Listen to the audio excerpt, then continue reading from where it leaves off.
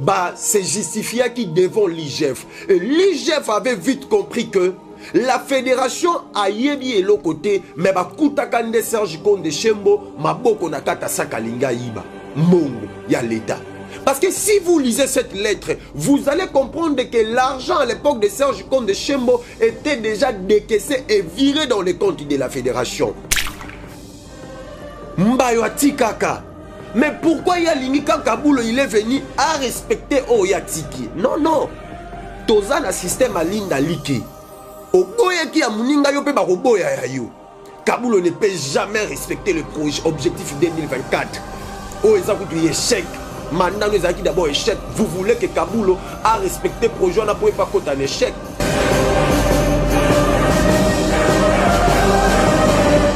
Amoureux sportifs, bonjour et bienvenue encore une fois dans notre émission World Sport exclusive que nous avons eu l'engagement de vous servir durant toute une semaine, durant tout un mois. Donc vous pouvez déjà les comprendre que nous sommes maintenant de retour après avoir tourné avec le maître Fiston Mwangi, les DG des DG Sport Agency Consulting, une agence, pardon, l'agence qui travaille à complicité avec la Fédération Congolaise de Football Association. Et aujourd'hui nous revenons sur ces plateaux pour parler d'abord de tout ce qui se passe dans les paysages sportifs de la République démocratique du Congo. Comme vous l'avez constaté, qu'il fait couler beaucoup d'encre et de salive au sein du ministère du sport, le ministère qui est dirigé par François-Claude Kaboulo Mwana Kaboulo. Autrement dit, il a fait, qu'est-ce qui s'est passé réellement? Je sais que vous êtes en train de nous suivre de partout. N'hésitez pas d'abord à aimer, abonnez-vous massivement, partagez et commentez, évitez encore d'autres personnes à s'abonner massivement parce que nous allons parler du sport en République démocratique du Congo. Nous allons démarrer notre émission d'aujourd'hui avec ce qui se passe dans Katia ministère à sport. Tu vas aller réclamer salaire ou n'est pas salaire. Qu'est-ce qui se passe réellement? On sait très bien, Makamele kana Katia ministère à sport depuis Kaboulo Mwana Kaboulo Ayaki, parce que je vais vous proposer, vous allez voir des lettres Oyo et partout parce qu'il faut comprendre qu'est-ce qui se passe réellement. Tu dis très bien après nomination à Kaboulo Mwana Kaboulo Oyo Ayaki bongo puis ameka ki bongo ko changer cabinet na ye na nenge makambu ezalaki kotambola alors qu'il y a longola ki ba onion so bazalaki ba collaborateur ba proche ya Serge Konde Chembo achaki bango libanda. Avant Serge Konde Chembo aya, on a vite compris que il y avait encore un ministre avant lui, c'était Amos Mbayo Kitenge. Qui est Amos Mbayo Kitenge? On t'expliqua bino l'autre fois. Amos Mbayo Kitenge, c'est le seul ministre on a le bakayango jusqu'à la preuve du contraire. Oya yaki na projet clair pour le football congolais. Atika ki projet oyo eza jusqu'à présent na table ya excellence. Oyo qui na table ya Serge Konde Chembo. Mais Serge Konde Chembo a respecté ata projet mon côté au Amos Mbayo Atikaki. Et Serge Konde Chembo, je crois que vous allez voir des lettres, vous allez comprendre que lorsque lui il fit ministre, Admekaki kosa la tentative ya détournement, na kati ya ministère, asengaki mbongo, na kombo ya fédération, kosenga sengaki mbongo na kombo ya fédération, pour organiser tournoi à Tifoko, mais erreur grave salamaki alobaki tournoi à Tifoko et zappé na cadre ya élimination ya Coupe du Monde Qatar 2022. Souvenez-vous de cette affaire.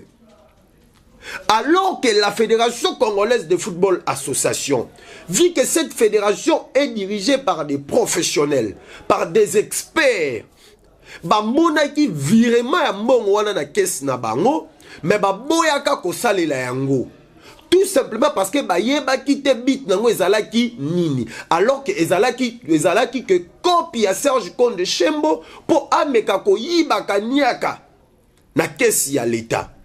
Parce que la lettre est là. Cette lettre a été rédigée par Serge Konde Chembo. Lisez même la lettre bien. Vous allez comprendre que à l'époque de Chembo, tentative, il y a détournement et bandaki déjà pas parce que c'était lui le promoteur. Yango Nebisa Kibino à un moment donné, vu que la fédération, la caisse de la fédération était supervisée par un expert ya matière Roger Bobo Bundembe Bokanyanga. Bundembe, dans son expertise, il a pensé de ne pas utiliser cette somme d'argent. Et lorsque l'IGF a yaki na kati ya fédération, grâce il y a intelligence et savoir-faire, il y a Roger Bobo Bundembe Bokanyanga. Et avec le comité exécutif de la fédération, bah, c'est justifié qui devant l'IGF. Et l'IGF avait vite compris que la fédération a yebi et l'autre côté, mais bah, Koutakande Serge Konde Chembo, Maboko Nakata Sakalinga Iba, Mongo, il y a l'État. Parce que si vous lisez cette lettre, vous allez comprendre que l'argent à l'époque de Serge Konde Chembo était déjà décaissé et viré dans les comptes de la fédération. C'est l'expertise de Bobo Bundembe qui a fait que le long fédération l'IGF parce que Bundembe comme étant un sage, comme étant un homme magistrat, il a dit nous ne pouvons pas utiliser cette somme d'argent. Pourquoi? Parce que Bango Basenga Kimbongote et ministre, elle faisait tout ça pour s'accaparer de l'argent. Mais Tomoni Awa, Batu Yabasi un cabinet à Serge Konde Chembo, Bazo réclamé Mbongo. Bazo réclamé Mbongo na Bango. Alors qu'en réalité, depuis Kabama Boko Bank, ba réclama Mbongo ya salaire. Kabulo a kofuta ba Maboko Bank wana na likambu nini. Parce que l'argent que Kabulo a reçu, Kabulo a Mbongo ba bengaka FF. C'est-à-dire frais de fonctionnement ya cabinet. Bato baza censé ba réclamer Mbongo na bango, salaire na bango ya moya suko konda salaki, eza bato ba komo na bango eza na kati ya arrêté. Yo komo na eza na kati ya arrêté te. Mais tu prends l'audace ya kolobake, il y a tentative de détournement, Kaboul a ninga détourné Mbongo na bango na kati ya cabinet. Au Kaboul il fallait fouta bango, eza bongo, bato ba komo na bango, ezalaki et ba notifier bango na arrêté. Mais toyebisa ki bango chômage zo bandaka la te. Pour chômage déjà bani bango na ba weleli. Ba ke ko welela bani ko senga Mbongo ya sorti. Mais ba ekolobe sou na kata ba propos na bango parce qu'on a lu un article qui circule na ba forum na ba journaliste que Kabulo il devait respecter le projet objectif 2024 au Chembwati Kaki. C'est faux et archi faux. Ezali Kambuya Linda Like parce que pourquoi je dis ça? Parce que l'ancien ministre Amos Mbayoki Tenge avait laissé un très bon projet pour l'avancement du football congolais. Pendant que ce projet n'a jamais été respecté par Serge Konde Chembo. Regardez les projets que Amos Mbayoki Tenge avait laissés. Pour vous démontrer que aujourd'hui Serge Konde Chembo Azana droit mon côté à Komeka a payé sa Kabulo leçon. Quand Mbayo il était ministre, Mbayo aye na atiki projet. Il y a ba club na biso nyonso bazwango l'état congolais azwango en charge pour que ba club babeta lina foot ça payer même 1 franc. Baba na ko se déplacer gratuitement. Première année Sumbayo c'était vraiment la réussite. Là d'abord c'est des 1. Deuxième projet que Mbayo avait laissé, ba animateur ya ba Alesi Léopard ba evoloko bango nyonso. Baba na kozala bongo chaque fin du mois subventionné par l'État congolais. Bas à la considérer le quoi ba fonctionnaire à l'État, ba pesa bango ba carte. Là c'était le projet que Mbayo avait laissé. Troisième chose que Mbayo avait laissé dans son projet, c'était la diplomatie sportive. Vous comprenez? Mbayo a laissé des projets pour nous l'avancement du football congolais. Dis-moi dans le projet où Mbayo avait laissé. Quel est le projet que Chembo a respecté? Que point on a respecté, on a vu zéro, il n'a rien respecté. A bois quand on y sur le Mopandi. Mais il y a bois qui n'y sur Oyo. Mbayo a tikaka. Mais pourquoi il y a l'ini quand Kabulo il est venu à respecter Oyatiki? Non, non. Toza na système à Linda Like. Oboya qui a muninga yo pe ba oboya ya yo. Kabulo ne peut jamais respecter le projet objectif 2024. Oh, ça coûte échec. mandat nous a d'abord échec. Vous voulez que Kaboulo a respecté le projet, on n'a pas côté un échec. Avant Kaboulo a respecté objectif 2024. Il fallait aussi que Chembo a respecté des très bons projets que Amos Mbayo avait laissés. Parce que jusqu'à la preuve du contraire, dans mon ara, et là, au Moroto Koye Bisangaï, que Mbayo Azaki n'a projet à bien te, Konde qui n'a projet à bien zéro, parce que c'est l'unique et le seul ministre Oyaka n'a projet moko clair pour l'avancement du football congolais. Mais Chembo a respecté le côté. Mais Bino Bolingi, Kaboulo a respecté l'objectif 2024 et Simbate. Parce que en réalité, Batou Bakoki qu'on réclamait Mbongo et ça Batou Bazan a arrêté. Bozo réclamait le Lombongo, yo tikala qu'on a arrêté, mais bon, il y a une tentative de détournement. Alors que le mot détournement, les promoteurs, il y a un mot détournement, et ça Serge Konde de Chembo. Bon, mon iba lettre. Vous pouvez déjà commencer à imaginer. Et lisez cette lettre que je suis en train de vous montrer. Vous allez comprendre. Lelo oyo, ba tractation pour na Kaboulo bandi lelo te.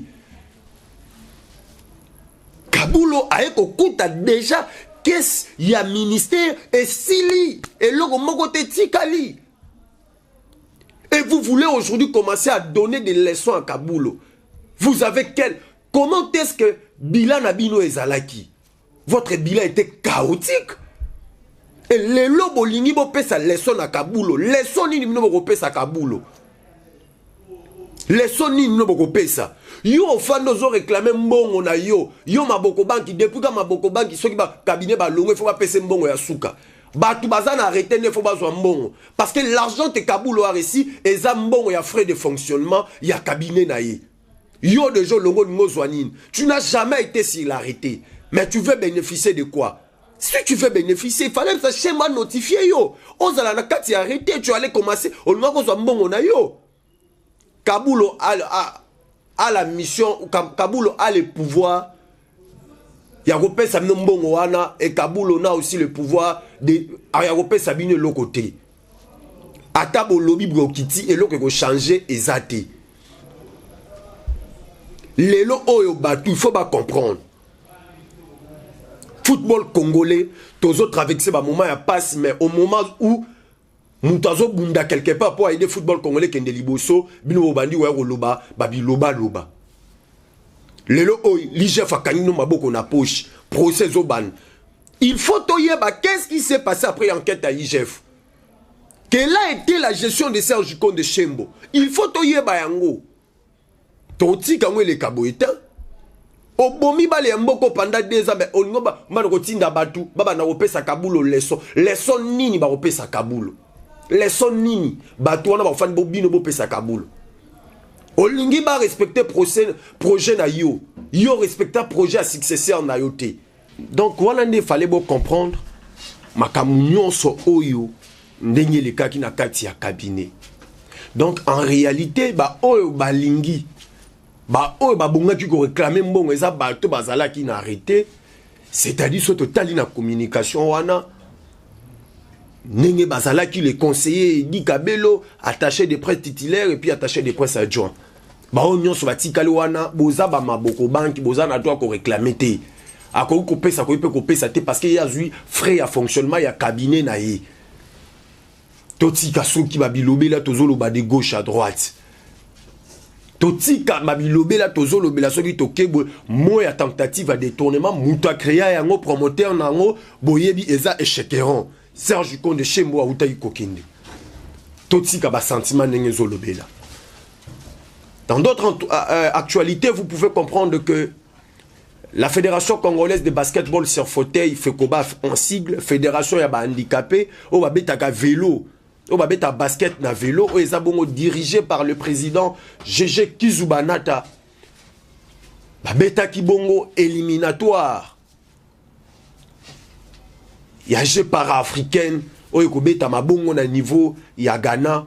C'était prévu 3 équipes va participer voilà 3 nations va participer, la République démocratique du Congo comme les pays hôtes, la République centrafricaine et la République du Cameroun.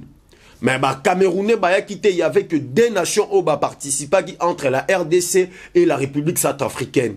Au bas beta qui bon on a des versions entre chez les dames et chez les messieurs. Bongo ezaki ba République démocratique du Congo ndabima qui vainqueur. Il y a phase éliminatoire wana au bas ko représenter notre pays na niveau ya Ghana au mois de septembre. Au mois de septembre, on a niveau à Ghana. Mais avant cette compétition, tout le monde a dit organisation aux fédérations et qui est en place, FECOBA, qui est en place. Tout a commencé par la préparation au niveau de l'Afrique du Sud.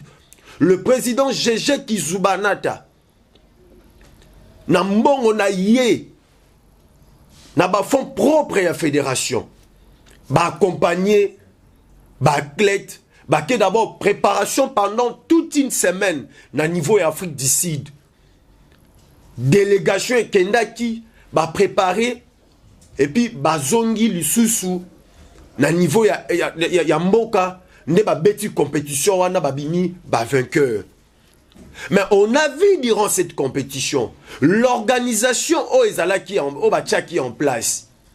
Je demande d'abord au ministre des Sports, Excellence Kaboulo Mwana Kaboulo. Au bois qu'on nous lit souper la fédération wana. Parce que bientôt la athlète il faut bien qu'on présente ba médaille na bango na coupe bango bazui. Pour que yo même bango pas chef de l'état, bala qui sa chef de l'état ba médaille na coupe parce que c'est important. La FECOBAF ezali l'une des fédérations o ezako sala honneur ya mboka. Bravo. Na président Gégé Kizubanata ya organisation oyo ezala qui est en place. Je crois bon mon Babilili cette compétition a été organisée. Rendez-vous ezabongo na mois de septembre na Ghana au Barokeniko Beta je para olympique. Pardon, je para africaine. Au Barokeniko Beta ngo bongo kuna na Ghana. Et ça qu'on pour ramener biso encore ba médaille, il faut gouvernement et accompagner. Ba athlète wana, il faut gouvernement et la fédération pour. C'est ça ce qui est important. L'organisation Oyo, le président Gégé Kizubanata qui est en place. Cela démontre que ces messieurs, il est bien organisé. Depuis ma compétition et Betama na Congo, même s'il faut quoi t'anenge Betamaka, na mon organisation OT. Tout le monde était satisfait. Même le coordonnateur, il y a organisation à Mobimba. Il n'y a pas là qui content. Mais à la fin, on a vu la présence du conseiller du chef de l'État. Il était venu représenter le chef de l'État, encourager les athlètes.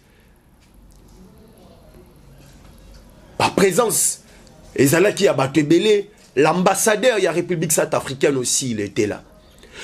Parce que cette compétition est déroulée du 28 au 30 dans l'école belge na Gombe. Et regardez comment est-ce que l'organisation est salamaki, l'athlète Nyon Soazalaki content. Et tous les membres de la fédération, ils étaient motivés pour organiser cette compétition. Espérons que le gouvernement et que tu l'isunaye likolo ya baklet wana et que tu l'isunaye likolo ya fédération. Il faut te boire que la ngokaka ba flair total en mois à septembre. Qu'est-ce qui va se passer? Parce que baklet wana il faut pas qu'il y ait encore préparation à niveau Afrique du Sud. Baza ba handicapé, oh ba obeta basket sur fauteuil, ba fani na vélo bazo beta. Le ministère ya sport, il faut otali na yo na kati ya fédération wana. Il faut accompagner fédération wana. Il faut qu'on accompagne ba athlète parce que bientôt là il faut bien présenter ba médaille. Parce que récite ya FECOBAF eza parmi eza na kati ya bilan ya Kaboulo Mwana Kaboulo. Récite ya FECOBAF eza na kati ya bila ya Kaboulo Mwana Kaboulo le ministre des Sports. koya ya kabulo mwana kabulo ba médaille bani koya na mboka. Entre autres, tomoni ba makamnenge zo le kama partout.